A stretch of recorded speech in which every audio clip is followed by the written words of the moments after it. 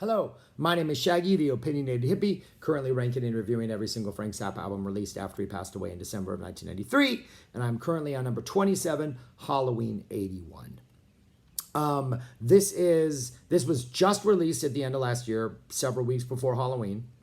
It is the third in a series of releases. There was Halloween 77, which was the complete Halloween run from 77. There was Halloween 73, the run of shows in Halloween 73, and now we're at Halloween 81, which is the early show, the late show from Halloween, plus the show from November 1st, all New York City shows. Each show takes up 2 discs. This is a 6 CD disc set. The set lists vary. They're not the same set list, though there are songs repeated throughout the 3-night run.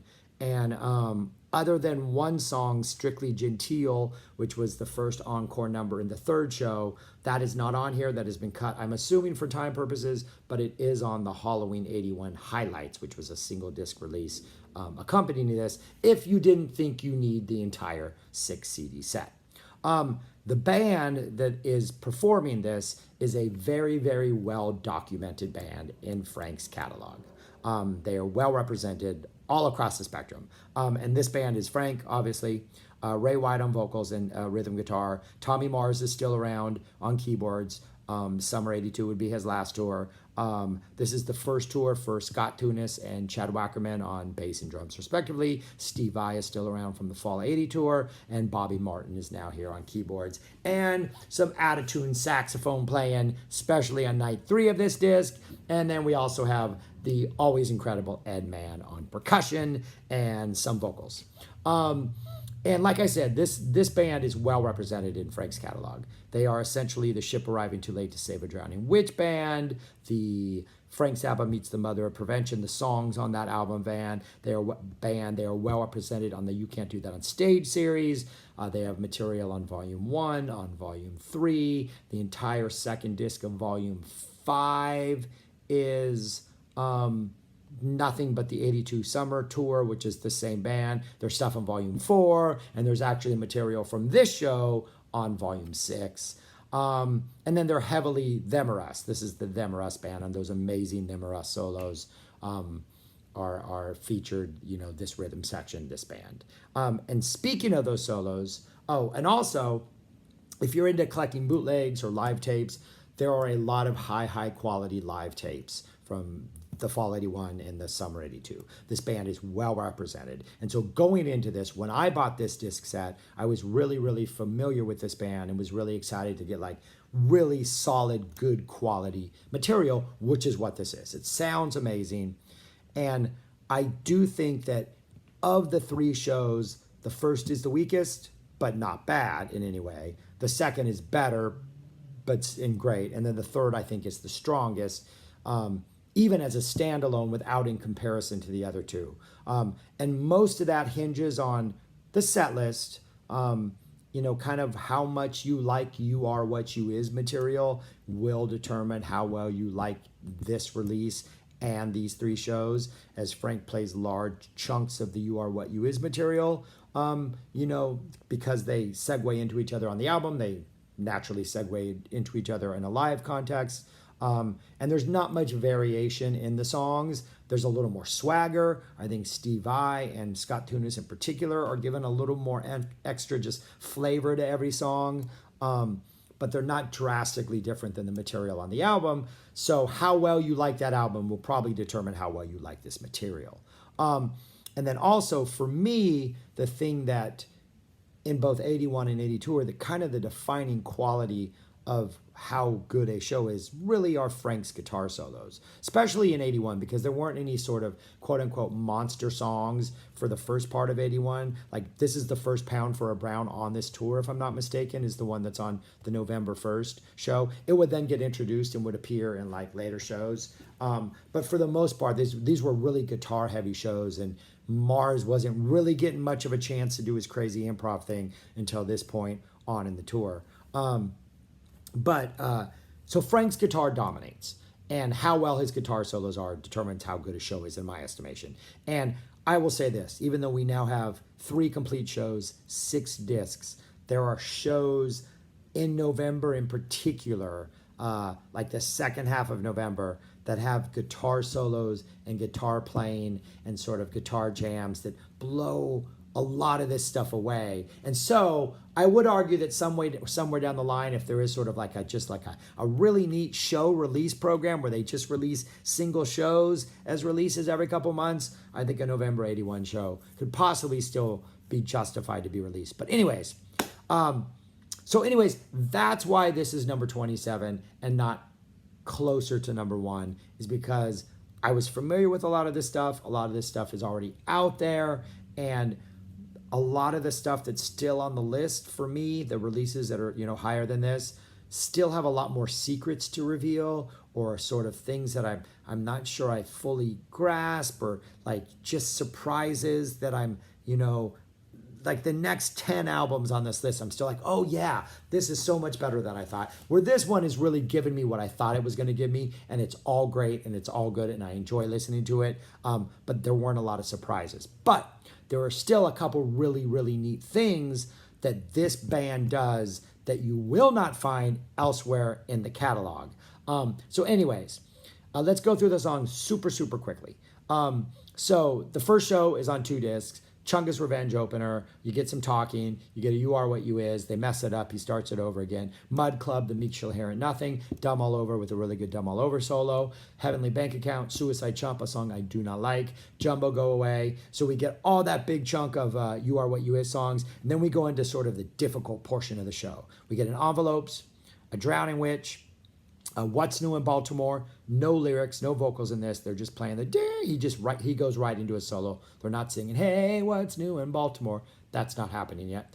Maggio, We're Turning Again, and then an Alien Orifice. And the Alien Orifice, there's solos on the 2 shows. The first show and the third show are great. These are excellent solos. That's disc 1. Disc 2, you get a Teenage Prostitute, Flakes, Broken Hearts Are for Assholes, The Blue Light, Tinseltown Rebellion, and then Yo Mama.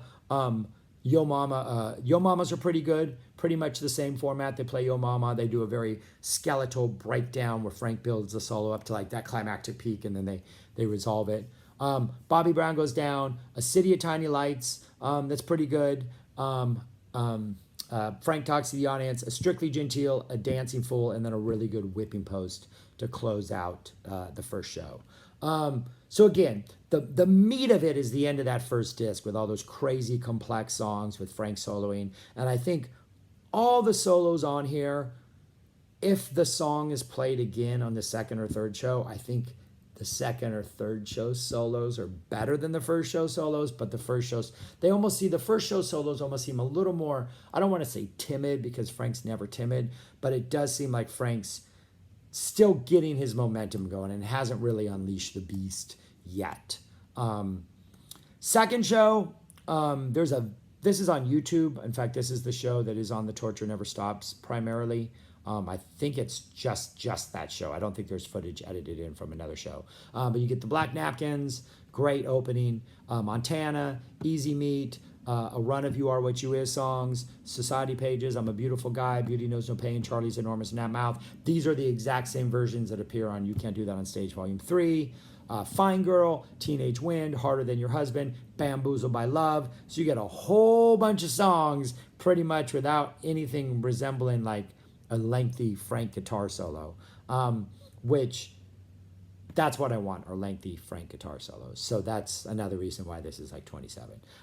Then you get a great Sinister Footwear too. And this is one of the songs that appears in a different version than on the release version. So on the release version, after the intro, you get the intro part, and right before you go into the solo, there's this Tommy Mars led sort of like fanfare type vamp, like do do do do do do, and that vamp kind of builds up, and then on the Them or Us version, it cuts and goes into this like into this vamp that's like dun dun dun dun dun, and then Frank tears in and solos over that.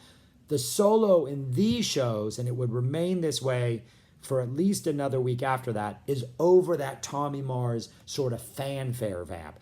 That's what Frank solos over, and that riff in which he solos over on Them or Us does not exist. That's not here yet. So that's pretty interesting to listen to the Sinister Footwear, simply to hear that. And both of these versions are really good. The second one I think is better. Stevie Spanking. Then they go into a commercial break because it's on TV. Then we get a Cocaine, Biz, Doreen, Goblin Girl, and an excellent Black Page #2. I love the Black Pages on the 81 tour because they do not yet have, at least this stage in the tour, the Them or Us vamp. They're just, as soon as the band stops playing the actual composed melody, Frank just starts soloing and the vamp just kind of continues riding along. There's no like momentum stop. It's just a natural continuation of the song. And so the solos are just spectacular. Just feel really organic. Then Trying to Grow a Chin, which I can hear on every show ever, and Strictly Genteel. Then we get the Torture Never Stops, a really good Torture Never Stops. This has the sort of third verse, I think it is, breakdown version where Frank does a flies all green and buzzing, kind of like all fast and breakdown and kind of drowning witchish. And then we get the solo. Then the encores, more encores. You get Joe's Garage, Why Does It Hurt When I Pee, a pretty good Illinois Enema Bandit. I'm not an Illinois Enema Bandit fan. King Kong, a pretty neat King Kong that has, I think, an Ed Mann solo, a Mars solo, then a Frank solo, and then they close out with Auld Lang Syne. And then the final show, which I think is the best show, pretty much because the solos I think are better in all of them. You get Suit of Lures. You get a bunch of new songs, which Frank announces we didn't play the previous night, so we're going to play them now. I'm the Slime, Pound for a Brown, Cosmic Debris. During Pound for the Brown, Frank plays matchmaker and hooks up a T-shirt guy and Al Malkin with some random women from the audience. That takes a while, but it is kind of entertaining. Then we get a Montana, Easy Meat, a Dumb All Over with a really, really, really good Dumb All Over solo. This is an excellent solo. This is a strong solo. This is a great Dumb All Over solo. Heavenly Bank Account, Suicide Chump, Jumbo Go Away. Then we get Envelopes, Another Drowning Witch, great Drowning Witch. What's New in Baltimore, Maggio, Returning Again, Alien Orifice. Pretty much the same suite of sort of like difficult songs from the first show. Teenage Prostitute, Sinister Footwear 2, Stevie Spanking, Cocaine Biz, Goblin Girl, another Black Page #2. This one's a little bit stronger than the first one. A really good Whipping Post, a Broken Hearts for Assholes, and another Torture Never Stops to close out the night. And there would have been a Strictly Genteel after the Black Page 2, but that was cut for time purposes, and it is on the Halloween Disc 1. So that's what it is. It's a lot of songs, but it's excellent sound quality. The band is ridiculous. And so if you like these songs, it's a pretty great box set. I mean, they're really good shows. If you're not that into the band, the highlights version is pretty decent. It's 14 tracks. It's got the Chunga's Revenge, which just, it's like a velociraptor. It's just so sleek and deadly, and this band just plays it so like, ugh. So you get the Chunga's Revenge, you get the I'm the Slime. Oh, and the I'm the Slime has a slightly new arrangement that's kind of weird, kind of like sounds Thomas Dolby-ish, I think would be the comparison I would make. That's definitely worth checking out just to hear how Frank has rearranged it for the 80s. So this is the highlights disc. Then you get the Montana, you get an Easy Meat, I think the November 1st Easy Meat, if I'm not mistaken. Really good Easy Meat. You get Joe's Garage, Why Does It Hurt When I Pee, which feels weird to be in the middle of this disc and not towards the encores where it belongs. You get a Sinister Footwear, Stevie Spanking, Goblin Girl, the Black Page #2, the good one, the second one. You get that Strictly Genteel, then you get the Great Whipping Post, and you get that final, The Torture Never Stops. So it's really good. Either one of these, it depends on how much you're into the 81 thing, but I think both discs are definitely worth checking out and are very enjoyable. And fun listens. And pretty much that's all I got to say about this. So anyways, Halloween 81. I don't know if I've really offered much advice other than it all goes down to the guitar solos. So in my estimation, I think this is a band, you can figure out what this band is like because they're all over Frank's catalog. But anyways, let me know what you think. Leave your comments and all that stuff. Subscribe. Spread the love of the music and all that stuff because that's what it's about, people. Take care and peace.